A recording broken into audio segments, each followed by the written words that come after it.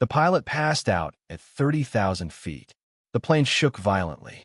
189 passengers screamed in fear. The young co-pilot froze, unsure what to do next, until a woman in 12C stood up and said, "Ex-F-16 pilot, I can land this." Nobody knew her secret past. What happened next left everyone stunned.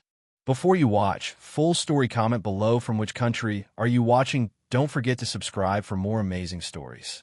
Flight 622 left Chicago at 2:15 in the afternoon. The sky was clear. The passengers were calm. Some slept. Some watched movies. Some talked about their plans after landing. Nobody on that plane knew that in 1 hour, they would all be fighting for their lives. Captain Daniel Reyes had flown planes for 18 years. He was strong and healthy. He had no heart problems before. But heart attacks do not always give warning. At 3:20 p.m., while the plane was flying at 30,000 feet, Captain Reyes felt a sharp pain in his chest. He tried to speak. No words came out. His body went stiff, then heavy. He fell forward onto the controls. The plane tilted down suddenly. First Officer Ryan Cole was sitting next to him. Ryan was young, only 28 years old. He had just 3 months of experience flying this type of plane alone. He grabbed the captain's shoulder and pulled him back into his seat. The captain did not move. His face turned pale. His breathing became slow and weak. Ryan's hands started shaking. He turned on the intercom and called for help. "This is First Officer Cole. We have a medical emergency in the cockpit. Is there a doctor on board? Please come to the front now." His voice cracked as he spoke. Passengers heard the fear in his tone, and the calm cabin turned into chaos in seconds. A flight attendant named Grace rushed to the cockpit. She saw the captain lying still, his skin gray, his lips turning blue.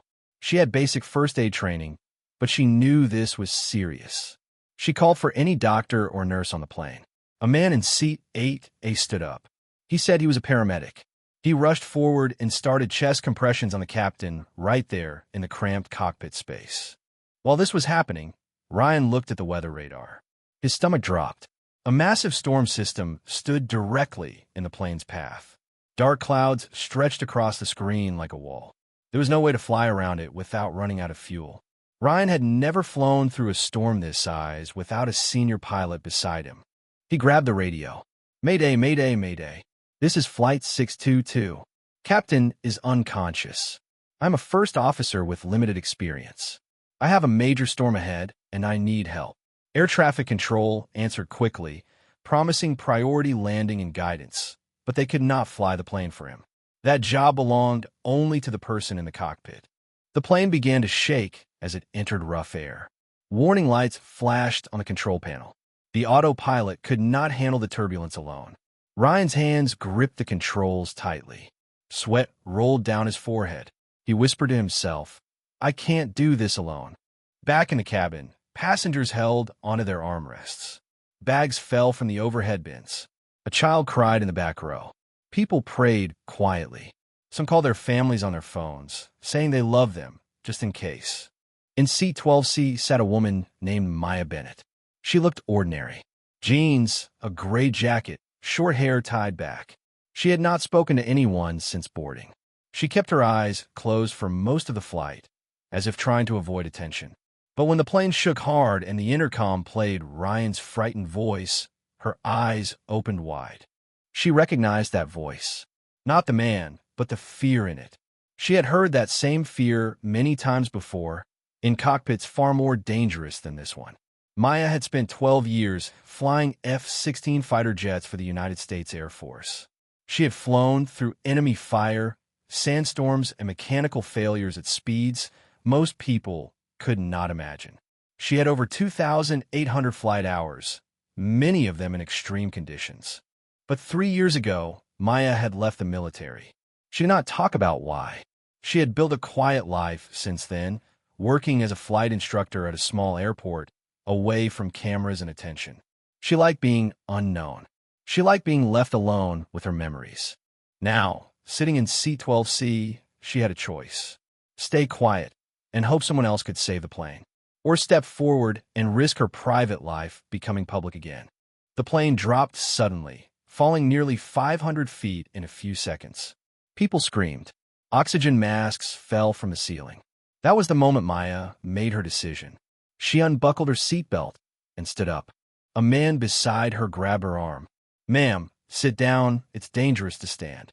Maya gently removed his hand. "Ex-F-16 pilot," she said, loud enough for the row to hear. "I can land this. Take me to the cockpit now."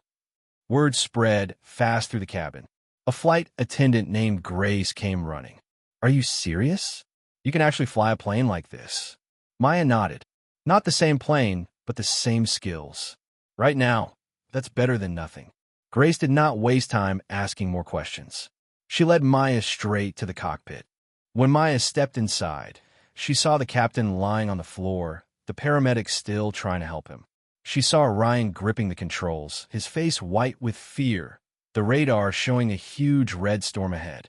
She saw the plane shaking under his unsteady hands. "Who are you?" Ryan asked, startled. "My name is Maya Bennett. I flew fighter jets for 12 years. I'm not licensed for this aircraft, but I know how to handle a plane in a storm. You're still in command. I'm just here to help you think clearly." Ryan hesitated only for a second. The plane jolted hard again, and hesitation was a luxury he could not afford. "Okay," he said. "Help me." Maya sat in the empty seat beside him, the one usually reserved for a Czech pilot. She kept her voice calm, even though her heart was pounding. "First, tell me your fuel and your nearest safe airport," she said. Ryan answered quickly. Denver was too far. The nearest option was a regional airport called Fairview, 40 minutes away, but the storm sat directly between them and it. "We have to fly through it," Maya said. "There's no way around it with this fuel. Listen to me carefully. Keep your hands light on the controls. Don't fight the plane, work with it. Small movements only. Watch your altitude, your speed, and your heading. Ignore everything else for now." The storm hit them like a wall. Hail struck the windshield with a loud, sharp sound. The plane rocked violently side to side. Warning alarms rang out one after another. Ryan's hands trembled, but Maya's steady voice kept guiding him through each moment. "Pitch down a little. Good. Now level out. You're doing fine. Trust the instruments, not your fear." Lightning flashed close to the plane, lighting up the cockpit in white for a second. Thunder rumbled so loud it shook the windows. The plane dropped again, then rose sharply, tossing loose items around the cabin. Passengers cried out. Grace moved through the aisle, telling everyone to stay seated and breathe. In the cockpit, Maya kept her focus locked on the instruments. She had faced far worse skies during combat missions, flying through smoke, fire, and broken radar systems. This storm was frightening, but she had trained her mind for years to stay calm exactly in moments like this. She spoke steadily to Ryan the entire time, never raising her voice, never showing panic even when her own hands gripped the seat tightly during the worst jolts. "You're doing well," she told him after a particularly hard drop. "Better than you think. Keep going." Ryan nodded, sweat dripping down his face, but his movements slowly became less shaky. Fear was still there, but it was no longer controlling him completely. In row 22, a young mother named Sophia held her 4-year-old son close to her chest. He was crying, scared by the loud thunder and the shaking seats around him. Sophia kept whispering to him, telling him it was just a big rainstorm and that the plane was strong enough to handle it. But her own hands were shaking too, and tears rolled down her face as she prayed silently for the plane to stay steady. Across the aisle, an old man named Mr. Patel gripped his rosary beads tightly, moving his lips in quiet prayer. He had flown many times in his life, but he had never felt turbulence this violent. He looked toward the cockpit door, hoping to catch a glimpse of what was happening inside. But all he could see was Grace moving quickly through the aisle, checking on nervous passengers one by one. Grace stopped beside Sophia and knelt down. "The pilot up front used to fly fighter jets," she said softly. "She has handled storms far worse than this one. Just hold on a little longer." Sophia nodded, comforted a little by the words, and pulled her son closer, humming a soft song into his ear to calm him down. Back in the cockpit, Maya could feel the plane fighting against the wind, but she stayed focused, calling out small corrections to Ryan every few seconds. Ease a nose down. Good. Now hold that heading. Her voice never wavered, even as another burst of hail hammered against the windshield and the plane dropped several feet in an instant, causing loose papers to float up from the floor. After almost 30 minutes, the storm finally began to weaken. The shaking slowed. The dark clouds thinned out. Sunlight broke through in patches. Ryan let out a breath he had been holding for what felt like forever. "We made it through," he said, his voice shaking with relief. "Not yet," Maya said. "We still have to land, and Fairview's runway is short. This will be a hard approach." She pulled up the airport information on the screen. The visibility was poor, and the crosswinds were strong. Ryan admitted quietly that he had never landed in these kinds of winds without a senior pilot beside him. "You don't have to do it alone," Maya said. "I'll guide you step by step, but you are the one flying. You have the license." "I don't. Trust yourself." Ryan took a slow breath and nodded. They began their descent. Maya called out numbers calmly. Altitude 3,000. Gear down. Flaps set. Ryan repeated each command as he adjusted the controls. The runway came into view through the mist, narrow and short, exactly as they had feared. The crosswind pushed the plane sideways, but Ryan corrected it with small movements, following Maya's steady instructions. "Ease it down slowly," Maya said as the ground came closer. "Don't force it. Let the plane settle." The wheels touched the runway with a hard bump, bounced slightly, then settled firmly. The plane rolled down the short runway, brakes screeching, until it finally came to a stop with only a short distance left before the runway ended. For a moment, there was complete silence in the cockpit. Then Ryan let out a shaky laugh, mixed with tears. "We're down. We're actually down." Maya closed her eyes and allowed herself one long breath of relief. In the cabin, passengers cheered and cried at the same time. Strangers hugged each other. Grace made an announcement thanking everyone for staying calm, though many had not felt calm at all during the flight. Paramedics rushed onto the plane and took Captain Reyes to the hospital immediately. He had suffered a serious heart attack, but thanks to the quick CPR from the paramedic passenger, doctors later confirmed he had a strong chance of recovery. As passengers slowly left the plane, many stopped to thank Maya. Some had recorded parts of the landing on their phones without realizing what they had captured. A woman hugged her tightly and said, "You saved my daughter's life today." A teenage boy asked for a photo with her, calling her a hero in front of his friends. Maya smiled politely, but felt uncomfortable with the attention. She had spent 3 years trying to stay out of the spotlight, and now, within hours, videos of her calm voice guiding the young pilot were spreading online. News channels picked up the story within a day. Reporters wanted interviews. They wanted to know about her time in the Air Force, why she had left, and how she had learned to stay so calm under pressure.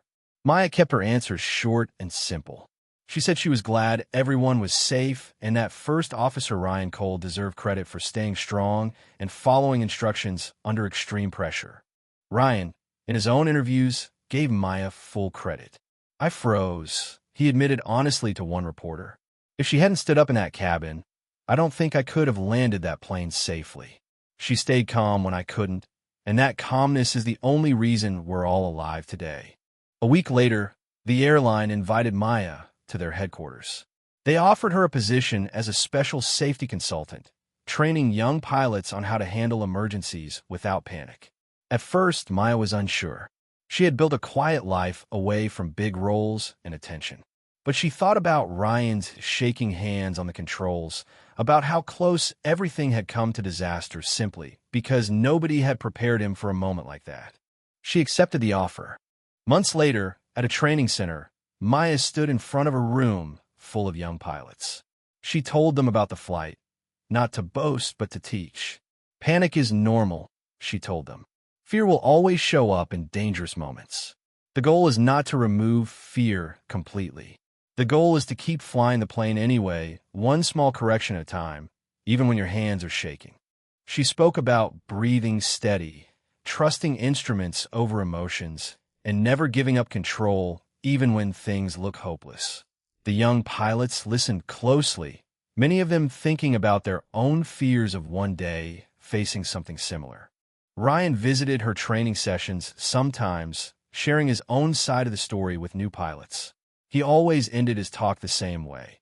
The moment I thought I was completely alone, someone stood up and reminded me that experience and calmness matter more than the title on your uniform. C-12C changed my life. Maya never called herself a hero. She always said she simply did what she was trained to do at the moment it mattered most. But for 189 passengers on Flight 622, and for a young first officer who once thought he would fail at the most important moment of his career, she would always be remembered as the woman in 12C who stood up when everyone else sat frozen in fear, and who turned a terrifying fall from the sky into a story of survival. Sometimes, the person who saves the day is not wearing a captain's uniform.